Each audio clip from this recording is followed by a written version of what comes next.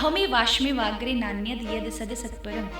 ब्रह्मा जी, इस गलत फहमी में बिल्कुल मत रहना कि तुम कुछ बनाओगे, क्योंकि जो भी कुछ अब तुम्हें दिखाई पड़ रहा है अपने सहित, ये सब मैं हूँ। मर्यादा और मर्यादाओं को तोड़ना भी धर्म है, ये सब सिखाया भगवान कृष्ण ने। इस राह पे चलने के लिए क्या सात्विक होना बहुत ज़रूरी है? क्योंकि आपके मन का रास्ता शरीर से होकर ही जाता है। आज जो गीता के अंदर लिखा है वो एक्चुअली में सत्य है और बाकी सारी जगह वहीं से चीज़ें उठाई गई हैं और उन्हीं को बताया जा रहा है। को बुराई यहाँ से किसी की नहीं, सभी क्षेत्र अपने आप में बहुत महत्वपूर्ण है। तो कर्ण एक कीचड़ में फंस जाते हैं, अपने रथ को निकाल रहे होते हैं, तभी भगवान कृष्ण कहते हैं अर्जुन यही समय है, कर्ण अगर समक्ष आ गए तुम नहीं मार सकते, पीछे से वार करो। जिन जिन ने जहाँ जहाँ गलती की है उसको परिणाम देना, उसको दंड देना और उस ढंग से देना जिससे दोबारा कोई गलती ना कर सके। अगर आपको वेदों की संस्कृत समझनी है तो आपको 12 साल लगेंगे। भगवान गीता में कहते हैं सात्विक, राजसिक और तामसिक 3 प्रकार के भोजन है। भगवान ने ये नहीं कहा कौन सा खाना है। उस दिन दर्शन करने के बाद पूरी शाम जो निकली है, मुझे ऐसे ऐसे चमत्कार दिखे, मुझे ऐसे ऐसे लोग आके मिले जिन्होंने बोला वृंदावन में तो ये चीज़ हो रही है कि वृंदावन पृथ्वी का अंग नहीं है। अच्छा, हाँ, गोलोक धाम है साक्षात, जो आप देखते हैं हमारी इन आँखों से जो दिखाई देता है वो वृंदावन भौतिक वृंदावन है। अगर आपका स्पिरिचुअलिटी की तरफ इंटरेस्ट है या फिर आप कृष्ण जी से प्रेम करते हैं या करना चाहते हैं तो आज का पॉडकास्ट आप ही के लिए है। और हमारे साथ एक बहुत ही फेमस पर्सनालिटी जिनका नाम है कृष्ण प्रिया जी, वो आज हमारे साथ हैं वृंदावन से और हम आज खूब सारी बातें उनसे स्पिरिचुअलिटी के बारे में करने वाले हैं।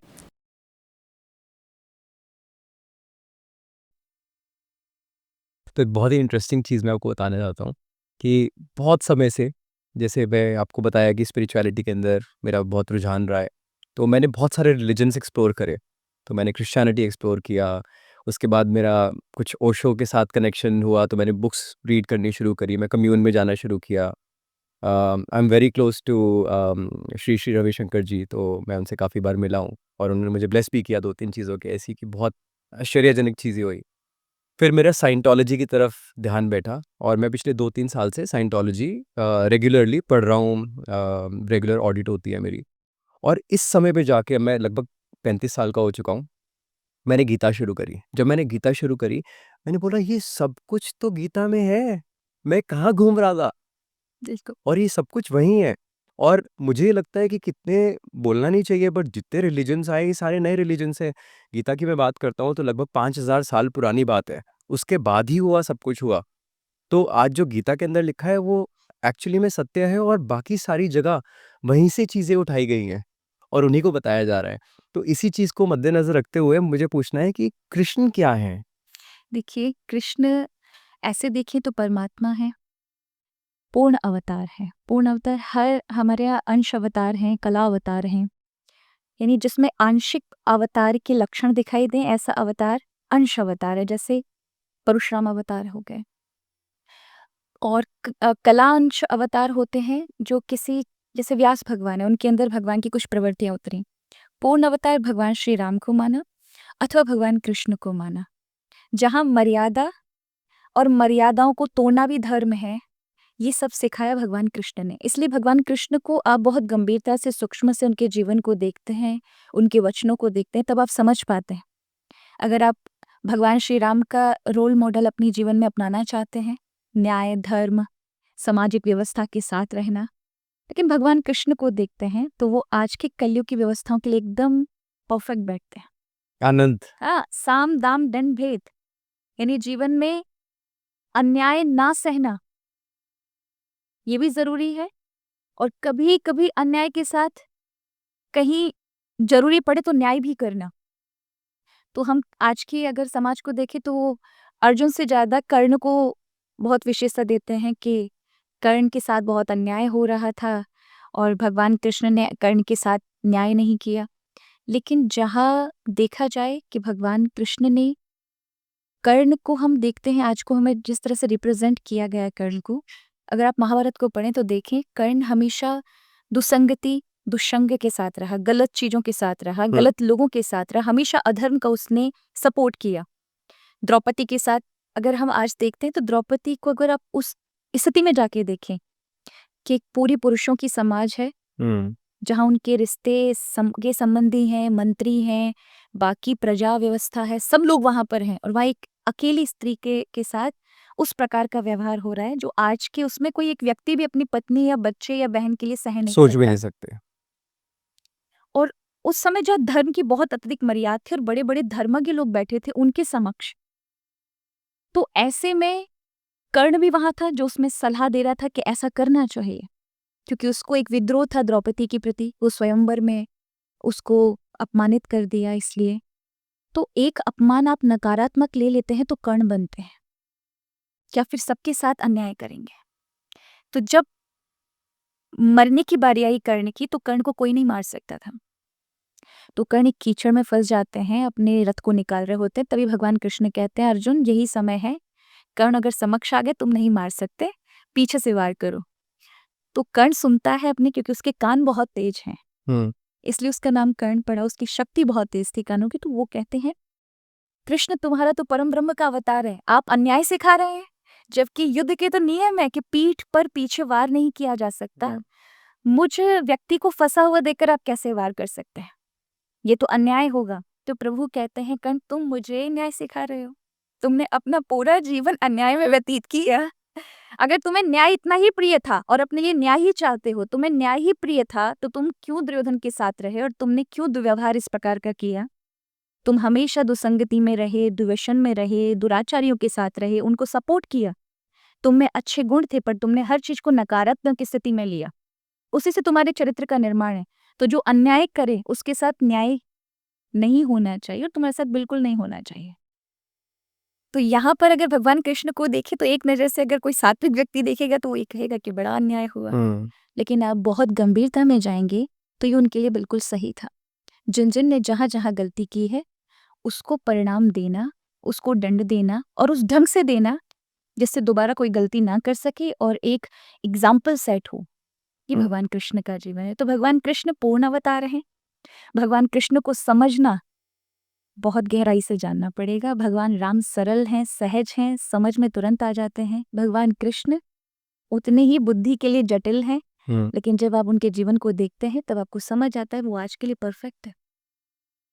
और मेरे को जहाँ तक मेरी समझ कहती है, जैसे ही महाभारत का अंत हुआ उसी के बाद कलयुग शुरू हुआ, जी। और जितनी भी लेसन्स गीता के अंदर दिए गए हैं वो कलयुग के लिए ही दिए गए हैं।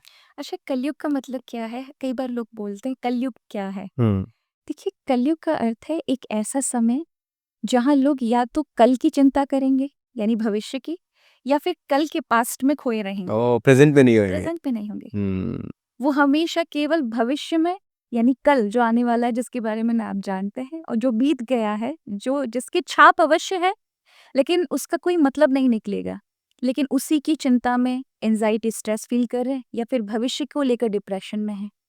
तो ये जो चीजों को इस तरह से मेंटेन कर रहा है, लोगों की बुद्धि को भविष्य की कल्पनाओं में और भूत में खींच के लेके जा रहा है, पास्ट में खींच के लेके जा रहा है, वो है कलयुग की वृत्ति।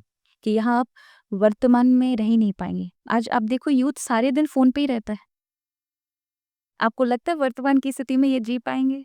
आप अगर फैमिली के साथ टाइम स्पेंड कर रहे हैं तो भी टेलीविजन चल रहा है या फिर सब अपने फोन पे लगे हुए हैं, कोई भी किसी से बात करने को राजी नहीं है। तो जब तक आप प्रेजेंट में मोमेंट में नहीं रहेंगे तब तक आप जीवन को सही दिशा नहीं दे सकते, तब तक जागृत भाव नहीं आएंगे।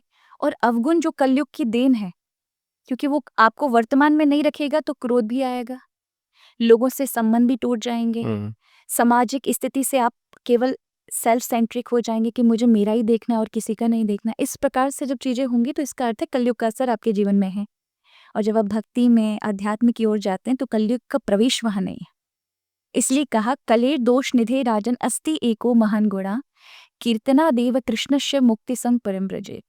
जब आप भगवान कृष्ण का कीर्तन करते हैं तो कलयुग का प्रवेश वहां नहीं है। अच्छा, आपने देखा होगा जब हम भजन गाते हैं या कीर्तन करते हैं तो एक इस प्रकार का संवेग होता है, इंटेंसिटी होती है कि हम भूल जाते हैं, दूसरे विचार हमारे मन में आते ही नहीं।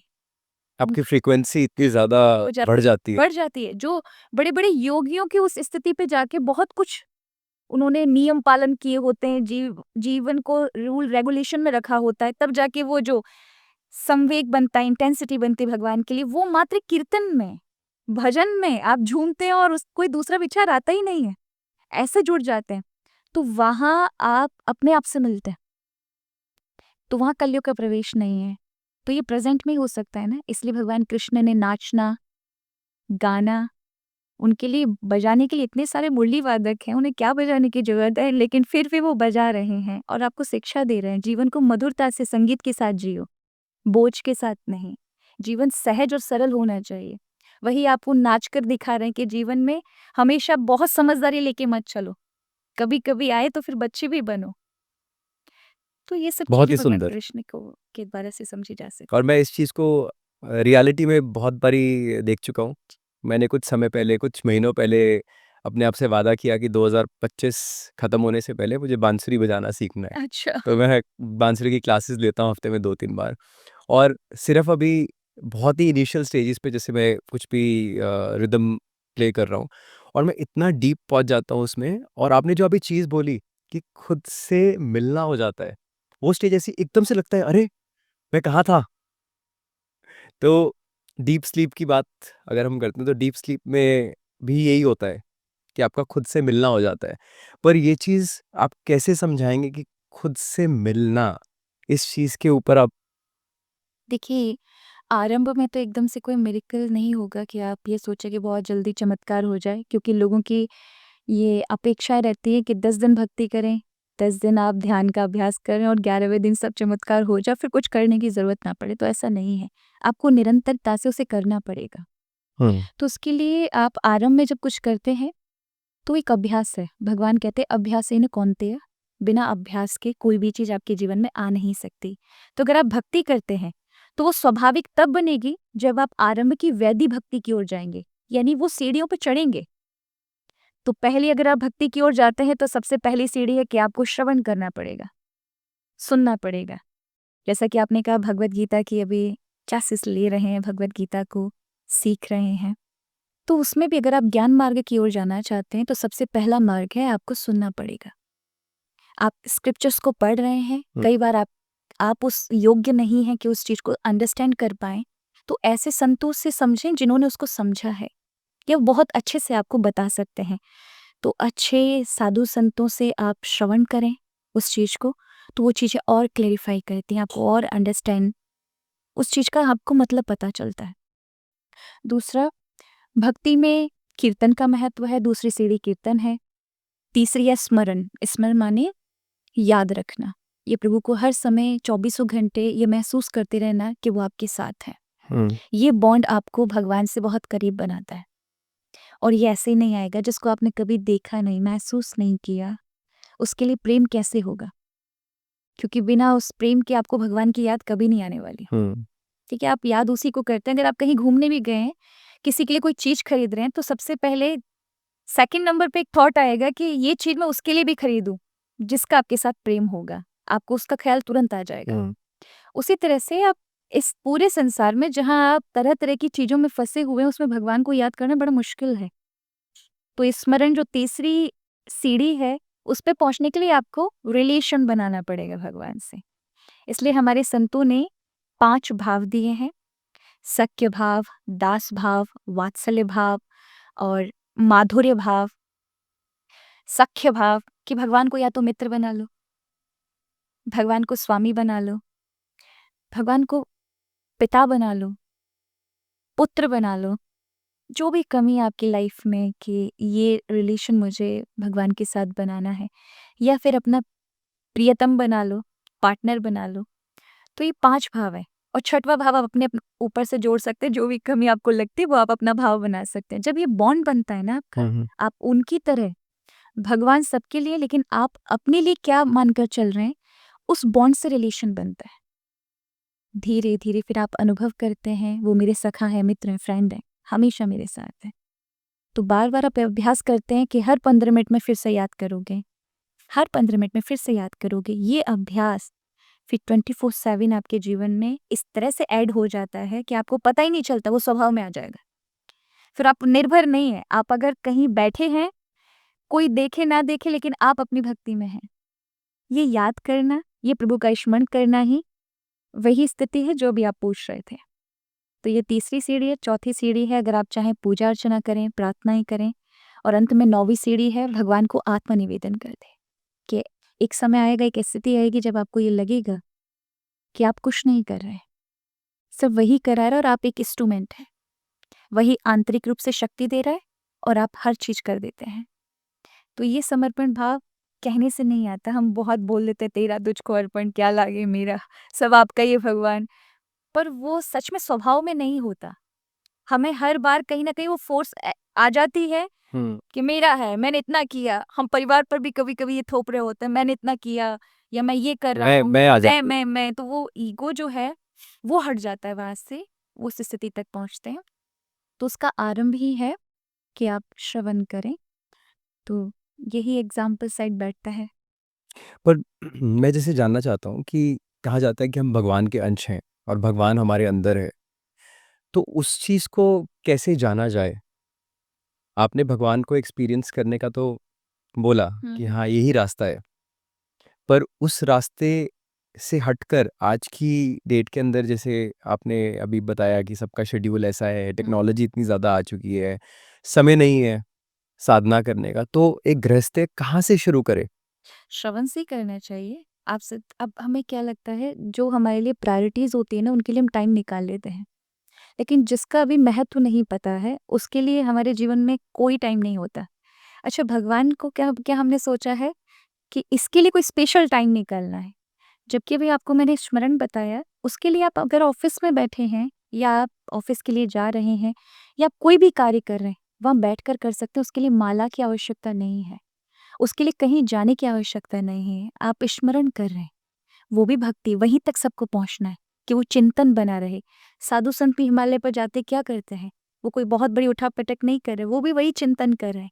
लेकिन आप उस एनवायरनमेंट में जहाँ बहुत सारी चीजें आप पर हावी हैं, ऐसे में प्रभु का चिंतन करना ये एक बहुत बड़ा स्ट्रगल है। और सबसे भगवान कठिन काम यही है। हाँ, तो उस योगी से ज्यादा जल्दी आप पर प्रसन्न हो जाएंगे, हुँ, आपको जल्दी उसकी चीजें हासिल हो जाएंगी। हुँ, तो मैं ये कहूंगी कि रियलाइज करना पहले तो आप एक सामान्य रूप में ही कर सकते हैं कि हम सब सुख ही चाहते हैं, हम उस प्रभु के अंश हैं। इसका प्रमाण यही है कि हम सभी के जीवन में हमें चाहिए सुख। अगर विवाह भी करना है तो वो भी सुख के लिए करना है, कुछ पाना है तो वो भी सुख के लिए ही करना है। हर चीज में सुख छुपा है और हम ये अनुभव भी करते हैं। हम किसी चीज हुँ। को पाते भी हैं तो भी हमें वो संतुष्टि नहीं दे सकता, क्योंकि बचपन में भी हमने कोई इच्छाएं बनाई होंगी। आज हम जहाँ पर भी हमारी इच्छाएं बदल गई हैं, लेकिन हमारे मन कभी भी आप अनुभव करके देखें कि आप कभी आपके मन ने कहा होगा कि मुझे बहुत कुछ मिल गया, अब नहीं चाहिए। कभी नहीं होता। नहीं होता, मन इतना मरने के चंचल समय है। पर वे नहीं होगा। तो ऐसे में क्या ऐसी चीजें, कौन सा ऐसा सुख है जिसको ये आत्मा खोज रही है, ढूंढ नहीं पा रही? तो उस परमात्मा को आनंद में कहा गया है। आनंद में जहाँ सुख का जो समुद्र है, हम उसी के अंश हैं, उसी का एक टुकड़ा है। तो जो उसमें सुख का भंडार है, वही सुख हमारे अंदर भी है। तो वो हम वही खोजने की पूरे जीवन भर, एक ही जन्म में नहीं, अनंत अनंत जन्मों में वही खोजने की इच्छा रखते हैं, पर वो नहीं मिलता।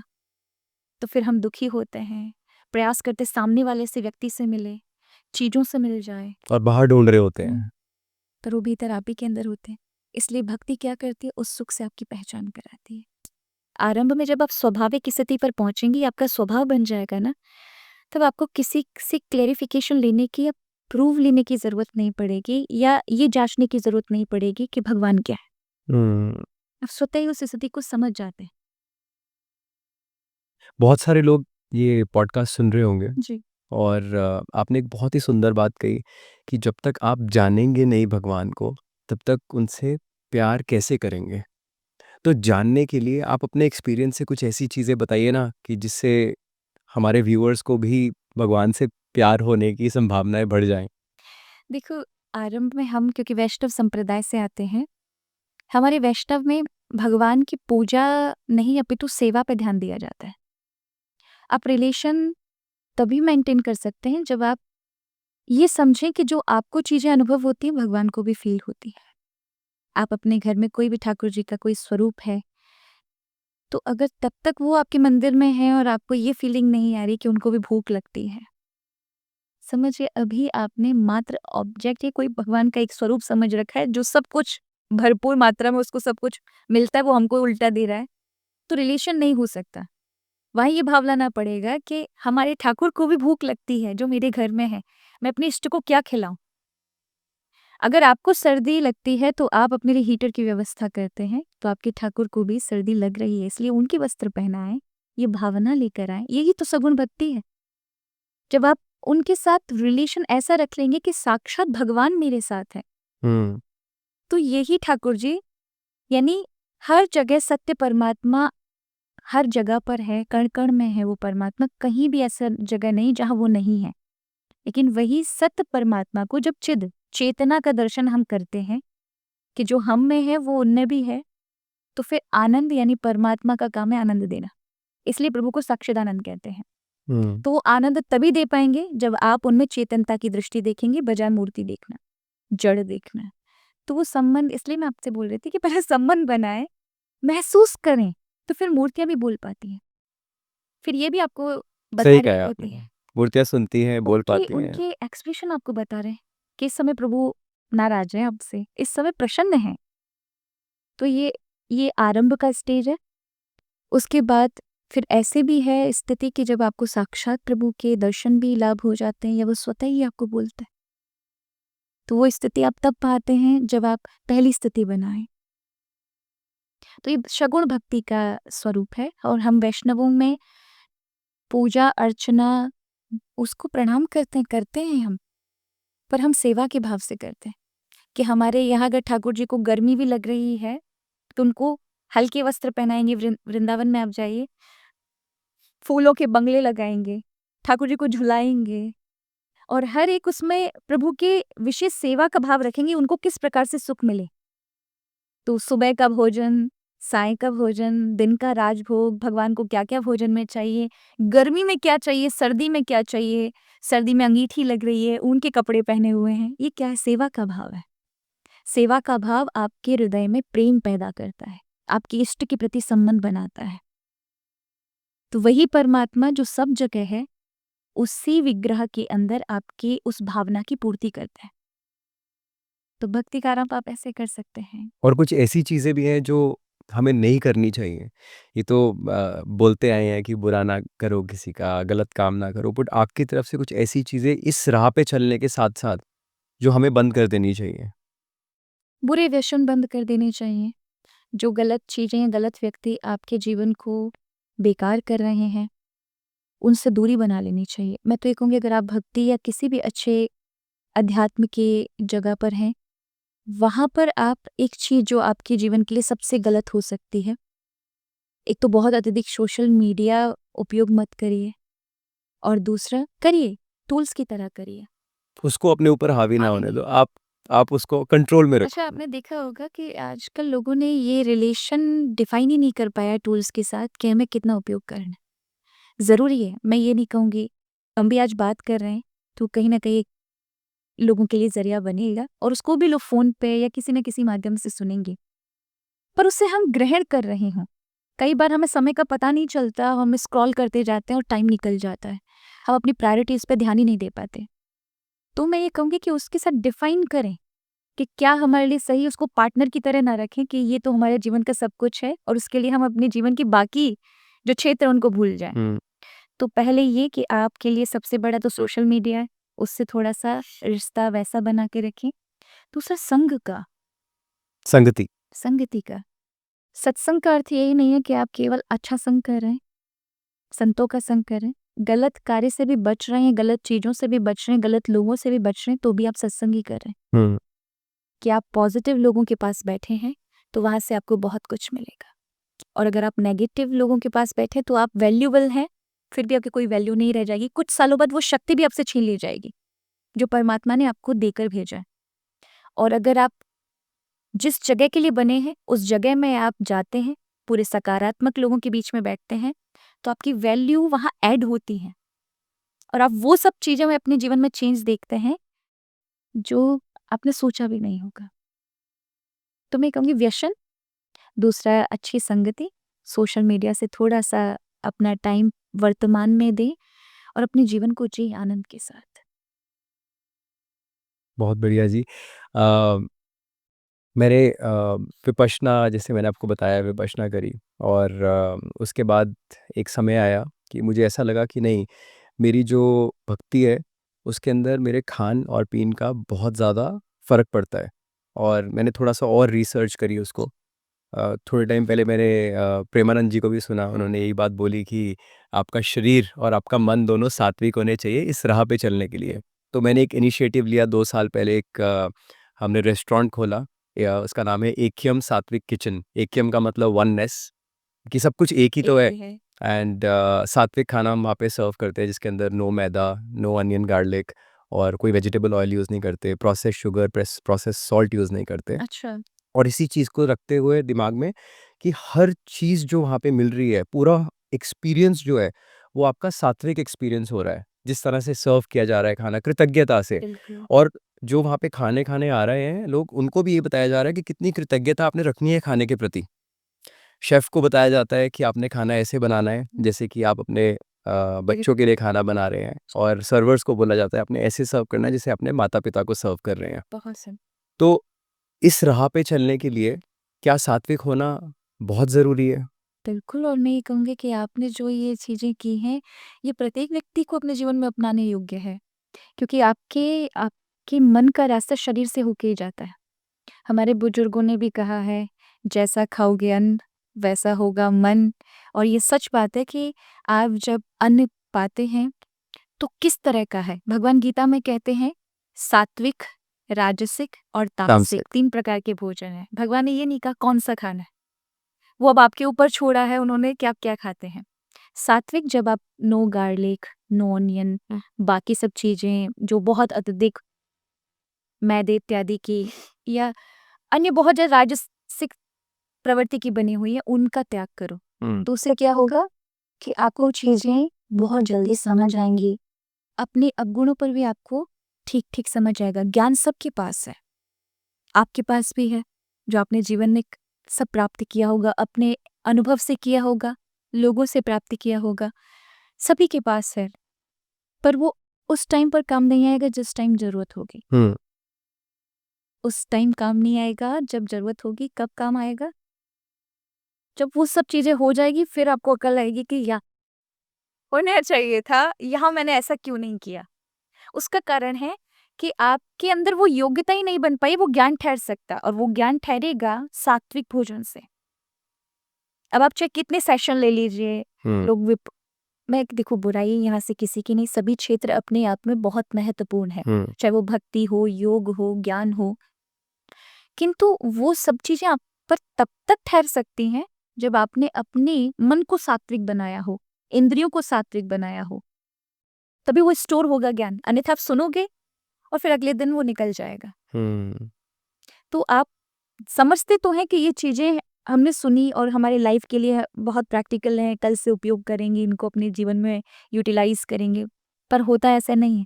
वो उस मौके पर आती नहीं है जिस मौके पर ज़रूरत होती है। तो इसलिए क्योंकि सात्विक हमारे भोजन नहीं है, हमारी इंद्रियाँ भी सात्विक नहीं हैं, तो इस कारण से भोजन का बहुत बड़ा महत्व है। जब आप सात्विक भोजन करते हैं, तो आपका मन बनता है। मज़बूत होता है। हाँ, फ्रीक्वेंसी भी उसकी उस हुँ। प्रकार की बनती है कि धीरे-धीरे आपका मन जो अशांत है, बहुत अत्यधिक विचार करने वाले विचार की धाराएँ भी कम होना आरंभ हो जाती हैं। फिर आप ईज़िली हर पथ पर चले जाते हैं। हुँ। भक्ति के मार्ग है, ज्ञान के आपको अपना खुद की समझ आती है।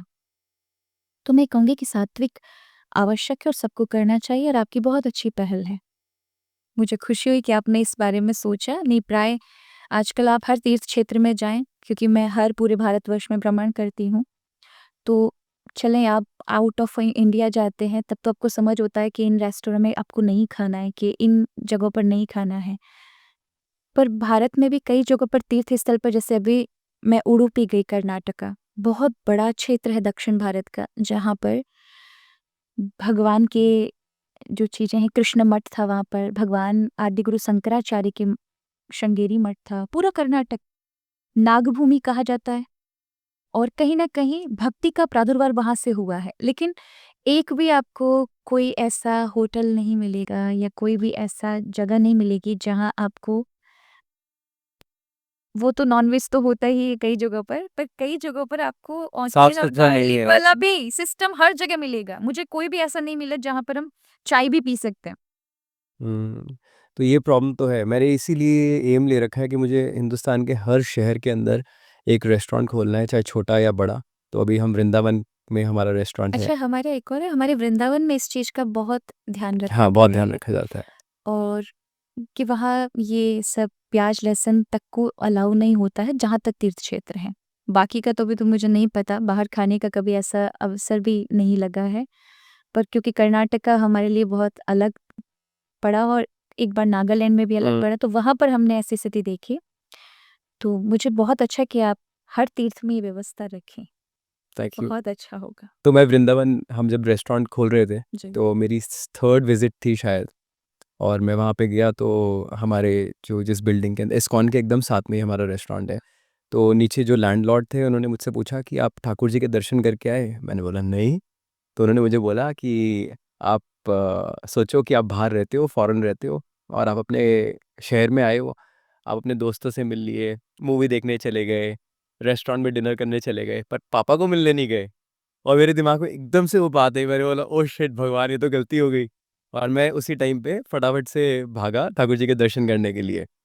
और आप यकीन नहीं मानेंगे, उस दिन दर्शन करने के बाद पूरी मतलब पूरी शाम जो निकली है, मुझे ऐसे-ऐसे चमत्कार दिखे, मुझे ऐसे-ऐसे लोग आके मिले जिन्होंने बोला वृंदावन में तो ये चीज़ हो रही है, यहाँ पे मतलब ऐसे लोग हैं जो जिनको मतलब डॉक्टर्स ने जवाब दे दिया था वो आज तक ज़िंदा है, यहाँ पे ऐसे लोग हैं जिन्होंने अन्न नहीं खाया पिछले 10 साल से, 15 साल से। मतलब ऐसी-ऐसी चमत्कारी चीज़ें मुझे वहाँ पे सुनने को मिली और मेरे को लगा कि नहीं, वृंदावन में तो कोई जादू है। तो ऐसा क्या है वृंदावन के अंदर? अच्छा, वो जो व्यक्ति जो आपके समक्ष आए, वो भी भगवान कृष्ण के द्वारा भेजे गए कि वो आपको अपने जो प्रभु के हृदय की, क्योंकि जब वृंदावन में वही आ सकता है, चाहे आप किसी भी भाव से जा रहे हैं वहाँ पर, जिसको स्वयं कृष्ण हृदय से बुलाना चाहें। तो जब अब आकर के बाकी कार्यों पे ध्यान देंगे और प्रभु पे नहीं, तो वो स्वयं ही आपको पहुँचाएँगे वो सूचना। उन्होंने तो बुलाया और उनके पास ही नहीं है। तो ऐसे में देखो, वृंदावन भगवान का एक तो पृथ्वी का हमारे यहाँ पुराणों में इस प्रकार का है, शास्त्रों में, कि वृंदावन पृथ्वी का अंग नहीं है। अच्छा। हाँ, गोलोक धाम है साक्षात, जो आप देखते हैं हमारी इन आँखों से जो दिखाई देता है, वो वृंदावन भौतिक वृंदावन है, पर वो गोलोक धाम से राधा रानी के लिए उतारा गया है। तो ये धाम वहाँ पहुँचते जो एक आप अलग ही अनुभव करते हैं, उसका कारण है कि वो तो अभी सामान्य है। हम इतने संसार में रचे फँसे, तब हमको एक आंतरिक आनंद का अनुभव होता है। किंतु अगर आप सीधे प्रभु से जुड़ते हुए हैं और ऐसा व्यक्ति वृंदावन पहुँचे, उसके लिए तो फिर चेतन वृंदावन है। साधारण वृंदावन नहीं रहेगा आपके लिए। वाह! तो उसमें जो एक अलग आप अनुभव कर सकते हैं, आपको कहीं अन्यत्र जाने की ज़रूरत नहीं है कि आप हिमालय भाग रहे हैं, आप बाकी जगहों पर भाग रहे हैं। अगर आप सीधे भगवान कृष्ण से रिश्ता बना लें, स्वयं जुड़े हुए हैं, तो यही भौतिक वृंदावन आपके लिए आनंदमय वृंदावन बन जाएगा। फिर आपके जीवन में वृंदावन के रहस्यात्मक चीज़ें टकराएँगी, क्या? सामान्य नहीं। क्योंकि आप सीधे जुड़े हैं, तो फिर आपको वही महात्मा मिलेंगे या फिर वही छुपे हुए वैष्णव भक्त मिलेंगे, जो साक्षात भगवान से जुड़े हैं, जो आपको कुछ न कुछ आगे बढ़ाने के लिए, चाहे वो क्षणिक बात ही कहें या उनकी नज़र ही पड़े या केवल मुस्कुरा ही जाएँ। ऐसे लोग भी अगर आपको टकरा के, तो उनकी वो मुस्कुराहट भी आपको प्रभु से मिलाने वाली होगी, प्रभु के साथ और अगाध संबंध जोड़ने वाली होगी। पर उसके लिए बहुत जागृत में आप भाव से वृंदावन जाते हैं, उसके महत्व को समझ कर जाते हैं। आज प्राय वृंदावन कितने लोग जा रहे हैं? उसमें से अधिकांश 10% अपना जीवन परिवर्तन कर पा रहे हैं, उस चेतना से जुड़ पा रहे हैं। बाकी लोग तो सिर्फ रील्स बनाने जा रहे हैं। मैं वो भी स्वीकार करती हूँ मैं वो भी स्वीकार करती हूँ कि चले आज का यूथ रील के लिए ही जाए। एक बार बिना किशोरी जी की, बिना राधा रानी के आप वृंदावन में जा एंटर ही नहीं नहीं कर सकते। सकते। अगर आपको एंट्री मिल गई है, चले संसार की भावना से ही सही, लेकिन आप एंट्री एक बार कर गए हैं, इसका अर्थ है वृंदावन छाप छोड़े बिना आप पे रहेगा नहीं। हुँ। एक बार जाएंगे, 2 बार जाएंगे और वो आपके जीवन में हृदय वृंदावन वृंदावन स्वतः ही आप अपनी जगह आपके हृदय में बना लेगा। आपको फिर आप आज दिखाने के लिए जा रहे हैं, लोग देखे इसलिए जा रहे हैं, चौथी बार सिर्फ अपने लिए जाओगे कि उसमें बाकी कार्य होंगे, लेकिन मुख्यतः में आपको समझ आएगा वृंदावन क्या है। तो एक अलग आनंद भी है। स्वयं कृष्ण है ना वृंदावन। अच्छा, वृंदावन ये का कृष्ण जी अभी भी आप सोचिए, भगवान कृष्ण का जो स्वरूप है, जैसे अगर मैं कहूँ हम्म आज हमने राम भगवान का स्वरूप बनाना है, तो हमने एक उनका फॉर्म बनाया हुआ है हम्म कि ये उनके हाथ में होना चाहिए, ये उनके हाथ में होना चाहिए। देवी जी का अगर स्मरण होता है तो हमने एक फॉर्म बनाया हुआ है कि अष्टभुजी होनी चाहिए और सिंह पर होनी चाहिए। उसी तरह से अगर कृष्ण का फॉर्म बनाना है तो वो वृंदावन है, वो ब्रज 84 कोस है। अगर आपको कृष्ण का पर्वत फॉर्म बनाना है तो वो गोवर्धन है, साक्षात कृष्ण गिरिराज जी हैं, साक्षात यमुना जी हैं, जो भगवान का द्रव्यमय स्वरूप है। तो जो पूरा ब्रज क्षेत्र है, हम वृंदावन को केवल इतना सा टाउन समझ लेते हैं। वृंदावन गोवर्धन भी है, वृंदावन गोकुल भी है, वृंदावन नंदगांव बरसाना भी है। जितनी परिधि ब्रज की है वो सारी की सारी 84 कोस वृंदावन है, जो पृथ्वी का अंग नहीं अपितु गोलोक धाम का सीधा स्वरूप है और भगवान का साक्षात स्वरूप है। जब आप वृंदावन प्रवेश करते हैं, आप कृष्ण को टच कर रहे हैं। और जब श्रीमद् भगवत गीता या भागवतम पढ़ते हैं, क्योंकि भगवत गीता तो भगवान ने अपने मुख से अर्जुन को बोली है। अपने जब इस और धराधाम भागवत पे पुराण हाँ, जैसे भगवान श्री कृष्ण ने महाभारत से युद्ध से डर चुके अर्जुन को उसका वास्तविक धर्म सिखाने के लिए और अन्याय हो रहे उसके जीवन को मात्र व्यक्तिगत जीवन ना दे करके सामाजिक हम्म प्रेरणा देने के लिए भगवान ने उसे युद्ध में जो तैयार किया और जो ज्ञान सुनाया, जो आप 108 उपनिषद पढ़ेंगे तब जाके जो मिलेगा, उसमें भी विरोधाभास है, कॉन्ट्राडिक्टरी वाली बात है। उपनिषद कई बार समझ में नहीं आते, एक दूसरे का विरोध करते हुए नजर आते। वही विरोधाभासी बातों को पूरे समन्वय के साथ एक भगवत गीता में उतार दिया है। यानी आप एक श्रीमद् भगवत गीता पढ़ लेते हैं तो आपको कहीं उपनिषदों में जो कॉन्ट्राडिक्टरी दिखती है वो नहीं दिखती। वो सब कुछ यहाँ पे एक फाइन वर्जन आपके मतलब पास। आपको पूरी तरह से एकदम क्या उसका वास्तविक अर्थ है, उसका कारण क्या है, रूट में क्या प्रॉब्लम आती है जिसके कारण ये सब होता है, वो पूरे जीवन का एक मैप है कि ये चीजें आएंगी, परेशानी आपको स्टक करेंगी, पर गूगल का सहारा लेंगे तो आपको गलत डायरेक्शन मिल सकता है। क्योंकि अभी हम आ रहे थे रास्ते में और गूगल ने तुरंत हमको अलग डायरेक्शन दे दिया और उसके लिए एक लंबा हमें घूम कर आना पड़ा। भगवत गीता अगर आप कहीं स्टक होते और वहां से, तो वो आपको उसका कारण बताती है, कारण क्या रहे होंगे आपके जीवन में और आप इसे हल कैसे पा सकते हैं, ये करिए, आगे बढ़िए। सब कुछ ही है भगवत गीता के अंदर। सब मैं तो कुछ बल्कि ये कहता हूँ कि स्कूल में जो हमारा एजुकेशन सिस्टम है वो चेंज करके हमें गीता जी पढ़ानी चाहिए स्कूल के पढ़ाना अंदर। चाहिए, बहुत जरूरी है, क्योंकि किसी धर्म के लिए नहीं है, समग्र मानव जाति के कल्याण के लिए है। तो श्रीमद् भगवत गीता जो है वो भगवान कृष्ण ने बोली अर्जुन के लिए। श्रीमद् भागवतम जो है वो अलग है। ये भागवतम पुराण की बात हो रही है। ये भागवतम पुराण की बात होती है, जिनको आप सप्ताह के रूप में श्रवण करते हैं। कई बार लोग भगवत गीता और भागवत एक ही समझ लेते हैं। तो क्योंकि श्रीमद् भगवत गीता, श्रीमद् शब्द इसलिए क्योंकि भगवान की वाणी से बोला गया है। तो 5000 साल पहले जो अर्जुन के लिए बोला गया 700 श्लोक में, वो है श्रीमद् भगवत गीता। और सृष्टि का आरंभ जब हुआ था, भगवान को अब क्रिएशन बनानी है, तो ब्रह्मा जी को जो पैदा किया और उनको बनाने में अज्ञान, कोई अहंकार पैदा ना हो जाए, कोई अवगुण पैदा ना हो जाए कि वो अपने आप को सृष्टा समझ लें। तो इसलिए भगवान ने जो ज्ञान दिया ब्रह्मा जी को वो भागवतम है। फिर ब्रह्मा जी से नारद जी तक आया, नारद जी ने वेद व्यास जी को दिया और इस प्रकार से वो 4 श्लोक 18,000 श्लोक में बदल दिए गए और अंतिम वो पुराण कहा गया जिसमें सब कुछ था। जब भगवान कृष्ण अपनी लीला को समाप्त करके अपने धाम जा रहे थे, तब उद्धव उनके पास रोते हुए आते हैं। उद्धव वो हैं जो भगवान के बहुत अत्यधिक करीबी मित्र रहे हैं और कभी उनसे अलग नहीं रहे, हमेशा उनके चिंतन में रहे। तो वो रोते हैं कि मुझे पता है आप ये सब लीला करके जाना चाहते, इसलिए आपने यदुवंशियों को श्राप दिलवाया और ये सब लड़ाई झगड़े कराए, तो मैं तो चाहता हूँ कि आपके साथ जाना है मुझे। तो वो कहते हैं कि उद्धव हम साथ में आए नहीं तो जा कैसे सकते हैं। तो वो कहते कि नहीं, मुझे तो प्रभु आपके साथ, मैं आपके बिना रह कैसे सकता हूँ। तो प्रभु कहते हैं कि मैं उद्धव लोगों के समक्ष नहीं दिखूंगा, पर मैं रहूंगा। कि प्रभु मुझे तो फॉर्म चाहिए आपकी, मैं बिना उसके कैसे। तो प्रभु कहते हैं कि फिर भागवतम के अंदर मैं प्रविष्ट रहूंगा। जब भी तुम्हें कुछ बातें करनी हो मुझसे तो भागवतम उठाना, तो मेरे से सीधा संपर्क होगा। आज भी आप भागवत जी को उठाते हैं, आपके मन में किसी भी प्रकार का कोई भाव रहता है, आप कोई भी चीज़ें उठाते हैं और अचानक वही चीज़ें आपको कृष्ण लेकर जा रहे होते हैं, यानी वो आपसे बात कर रहे होते हैं। तो भागवत साक्षात कृष्ण से संपर्क करने का, उनके रहस्य को जानने का, उनको जानने का है। भगवत गीता जीवन के मार्ग को बताने का रहस्य बताता है और भागवतम भगवान कृष्ण को जानने का विषय है। तो वो बहुत आंतरिक वाली स्थिति है भागवतम। और श्रीमद् भगवत गीता आपके जीवन के लिए उपयोगी है, इसलिए प्रत्येक व्यक्ति को, और जैसा कि आपने कहा, हर स्कूल में होना चाहिए।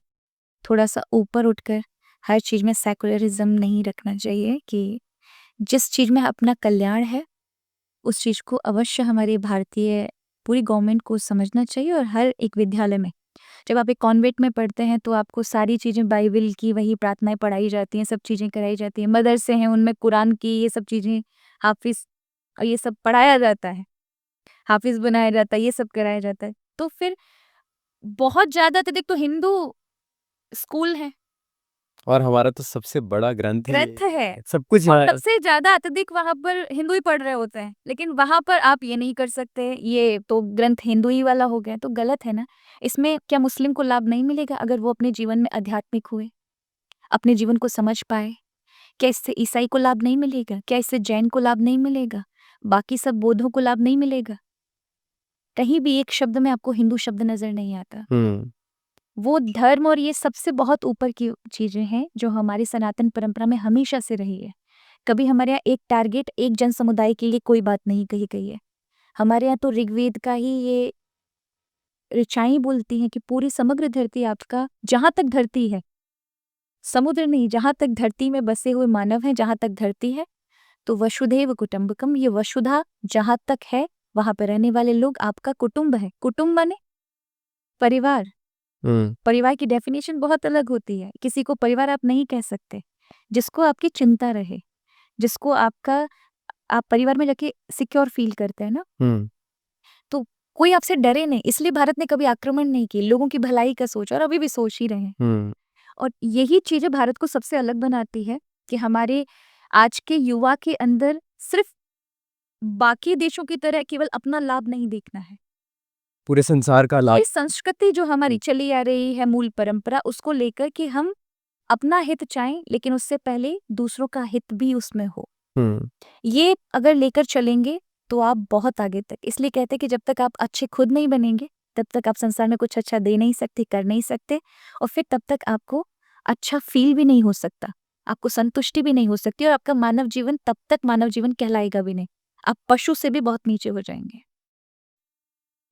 तो जैसे गीता जी के अंदर इतनी सारे वर्सेस हैं, आज की डेट में एक वर्स को बड़ी महत्वाकांक्षा दी जाती है कि कर्म कर, फल की चिंता मत कर। जी, तो आप इसके बारे में थोड़ा बताएंगे कि क्यों इसके ऊपर ही इतना ज़्यादा स्ट्रेस दिया जाता है?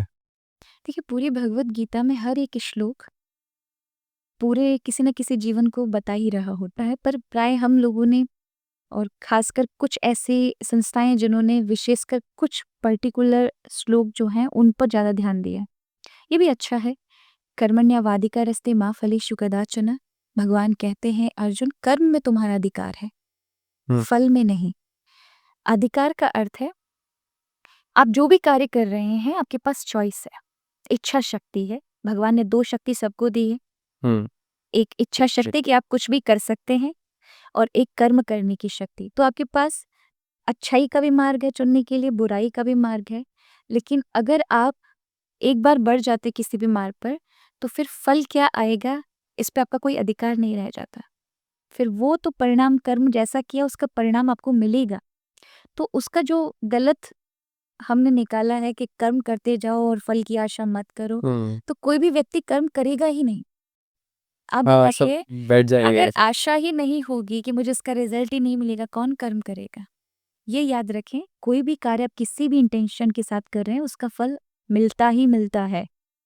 यहाँ कोई भी, आपने कर्म किया है, कर्म बिना आपको फल दिए रुक ही नहीं सकता, वो देगा ही देगा। लेकिन अगर आपका केवल मन फल पे ही टिका रहा, कल्पनाओं में फिर तो टिका रहा, सही होगा। वो एक विद्यार्थी का मैं एग्जाम्पल देती हूँ कि एक बच्चा था, वो बिल्कुल एग्जाम के बिल्कुल पीक टाइम पर ही तैयारी करता था। तो उसने बहुत बड़ी कॉफ़ी अपनी माँ से केटली भर करके बनवा ली कि मैं रात को 2 बजे से पढ़ूंगा माँ और सुबह एग्जाम देने जाऊंगा। तो माँ बेचारी 2 बजे तक जागी रही, उसके लिए चाय कॉफ़ी बना के रखी और वो फिर सोचता रहा कि अभी तो मैं जब एग्जाम मैंने पास कर लिया तो ये बनूंगा, वो बनूंगा, पिताजी बाइक दिलाएंगे और तब तक 4 बज गए। सोचते ही सोचते उसने मेहनत नहीं कर पाई। हुँ, उसका अर्थ है कि यहाँ भगवान जब कहते हैं तो वो ये कहते हैं कि आप अपनी मेहनत पर, प्रयत्न पर ध्यान दो।